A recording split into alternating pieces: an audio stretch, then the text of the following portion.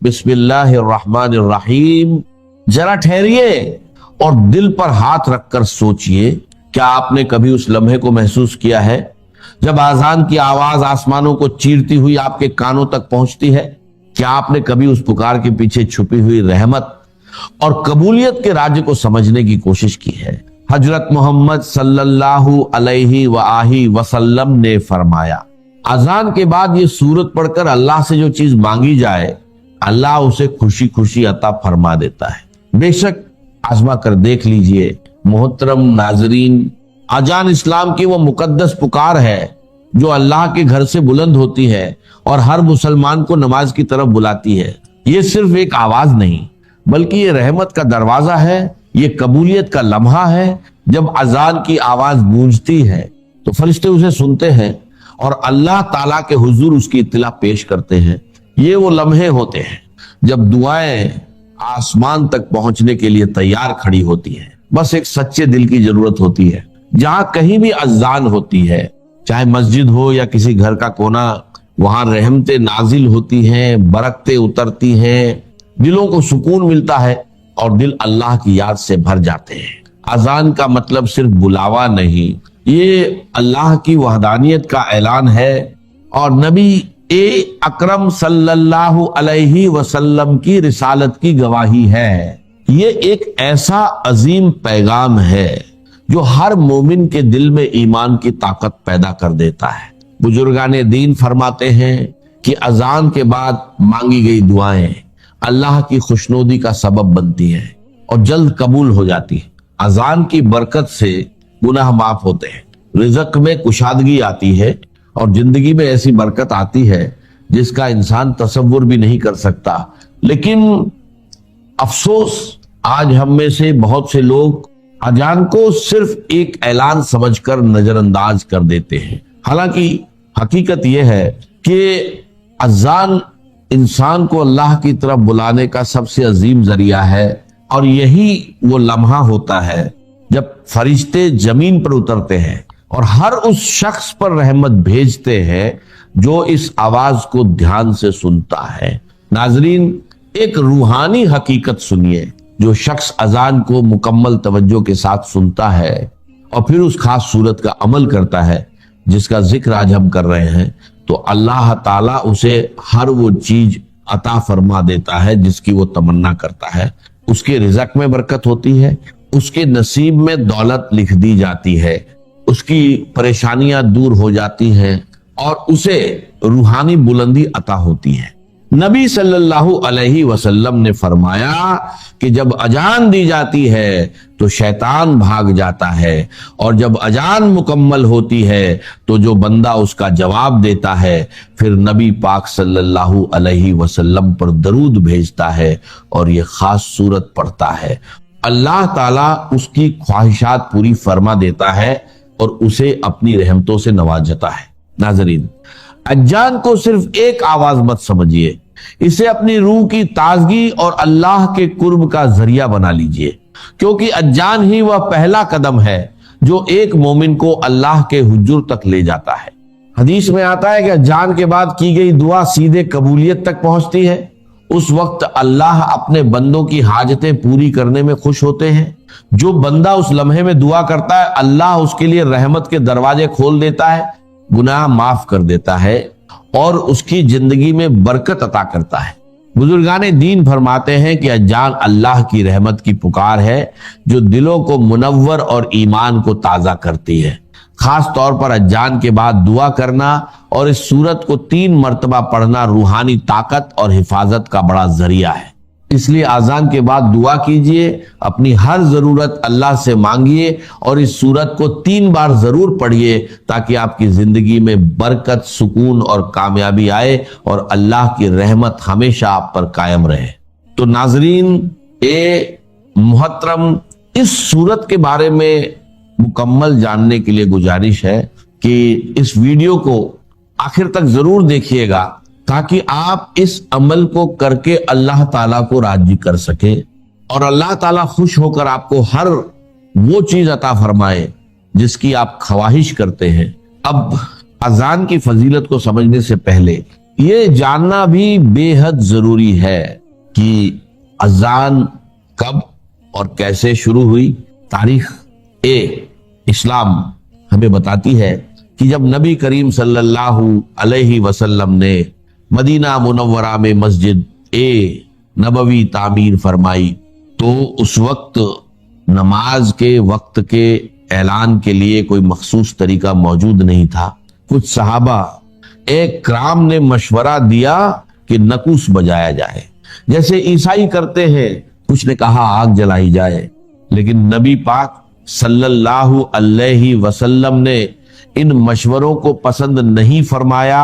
پھر حضرت عبداللہ بن زید رضی اللہ تعالی عنہ کو خواب میں اذان کے الفاظ سکھائے گئے، اور اسی طرح کا خواب حضرت عمر بن خطاب رضی اللہ تعالی عنہ کو بھی آیا۔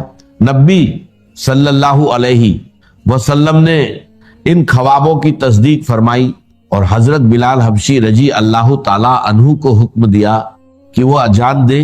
چنانچہ حضرت بلال رضی اللہ تعالی عنہ نے پہلی اذان دی، اور وہ اذان ایسی تھی کہ آسمان کے فرشتے بھی جھک کر اسے سنتے تھے۔ ناظرین، اذان کے الفاظ صرف آواز نہیں ہوتے، یہ الفاظ اللہ کی بڑائی کا اعلان ہوتے۔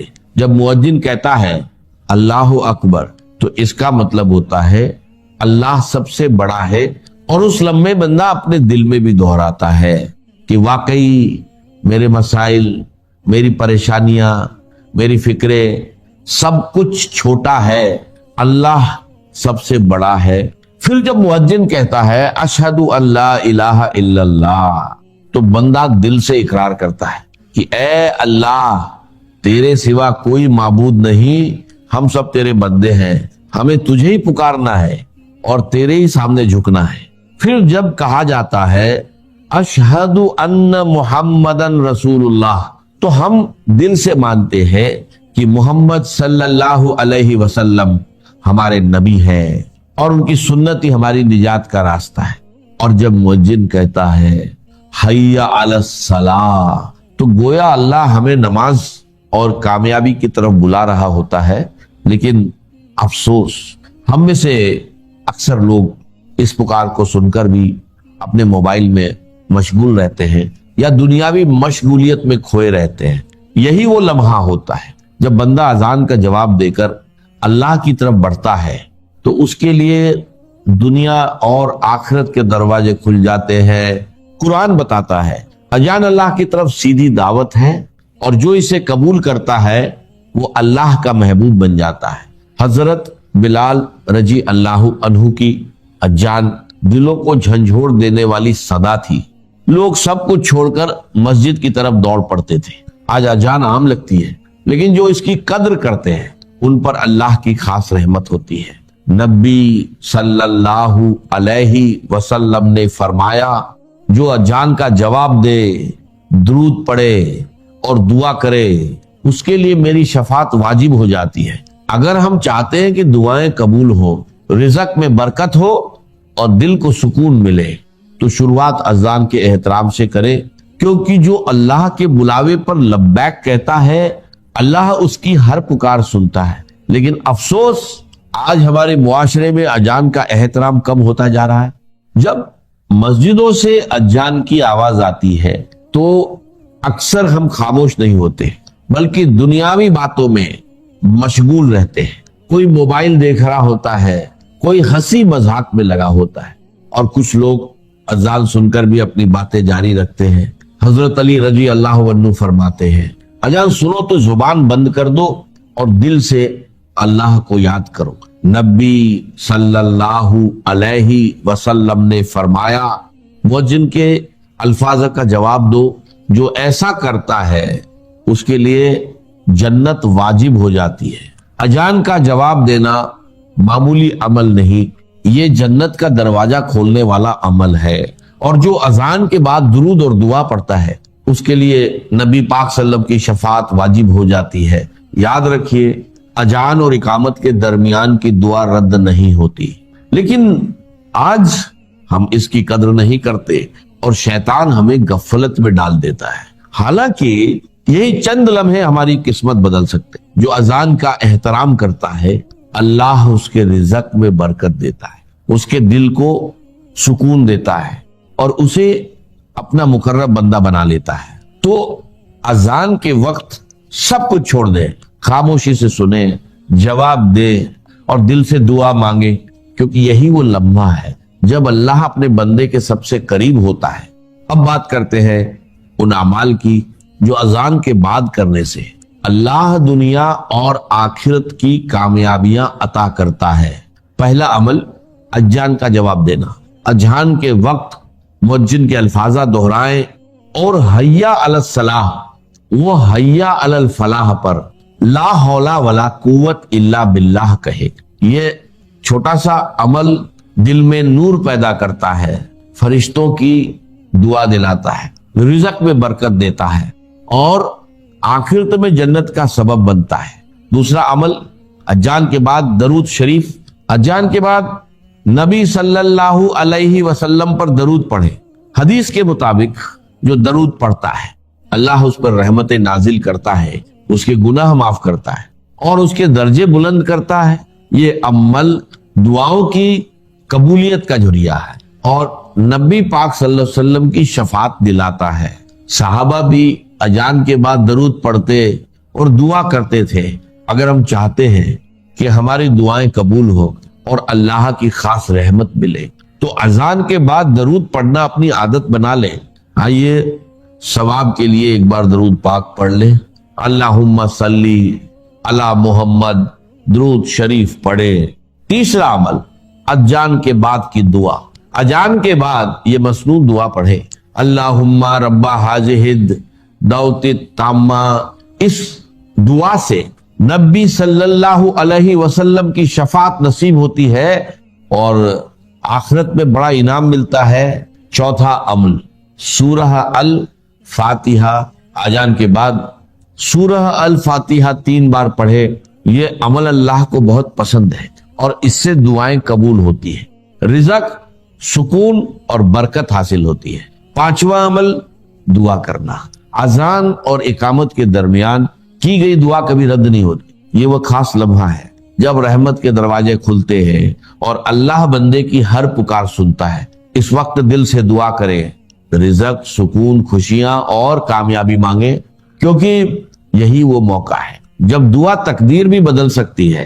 میرے عزیزو، اذان ایک ایسی مبارک آواز ہے جو زمین سے آسمان تک پہنچتی ہے اور جو بندہ اس پر عمل کرتا ہے اللہ اس سے راضی ہو جاتے. جس سے اللہ راضی ہو جائے اس کے رزق میں برکت ہوتی ہے، دل کو سکون ملتا ہے اور آخرت میں نبی پاک صلی اللہ علیہ وسلم کی شفاعت نصیب ہوتی ہے. آخری عمل نماز کی تیاری. اذان کے بعد فوراً نماز کی تیاری کرے، وضو کرے اور مسجد کا رخ کرے. اذان اللہ کی پکار ہے جو ہمیں دنیا سے نکال کر اپنے رب کے قریب بلاتی ہے. جو بندہ اذان کے بعد سب کچھ چھوڑ کر نماز کی طرف بڑھتا ہے وہ اللہ کا محبوب بن جاتا ہے. آخری دعا، یا اللہ ہمیں اذان کا احترام کرنے والا بنا، ہمیں نماز کی پابندی کی توفیق کر دے، ہمارے رزق میں برکت عطا فرما، ہماری پریشانیاں دور کر اور ہمیں اپنے پسندیدہ بندوں میں شامل کر. کہ ایک تو یہ کہ پورے قرآن مجید میں تعداد کے اعتبار سے مدنی صورتوں کا یہ سب سے بڑا گلدستہ ہے.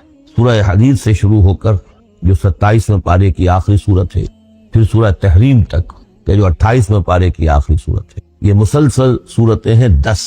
اگرچہ حجم کے اعتبار سے یہ زیادہ نہیں ہے، 1.25 پارے سے بھی کم، لیکن صورتوں کی تعداد کے اعتبار سے یہ مدنی صورتوں کا سب سے بڑا گلدستہ ہے قرآن حکیم. اس لیے کہ ذہن میں تازہ کر لیجئے، پہلے سورہ بقرہ، آل عمران، سورہ نساء، سورہ مائدہ، اگرچہ 6.25 پارے لیکن صورتیں تو 4 ہی تھیں. پھر سورہ انفال، سورہ توبہ 2 صورتیں، پھر سورہ نور 1 صورت، پھر سورہ احزاب 1 صورت، پھر 3 صورتیں سورہ محمد صلی اللہ علیہ وسلم، سورہ فتح اور سورہ حجرات. یہ 10 صورتیں. دوسری نمایاں بات ان کی یہ ہے کہ ان میں سے 5 صورتیں وہ ہیں جن کا آغاز ہوتا ہے سبح للہ یا یسبح للہ کے الفاظ. تسبیح کرتی ہے اللہ کی ہر شے جو آسمانوں میں ہے اور ہر شے زمین میں. اور یہ تسبیح کا ذکر فعل ماضی میں بھی ہے، فعل مضارع میں بھی ہے.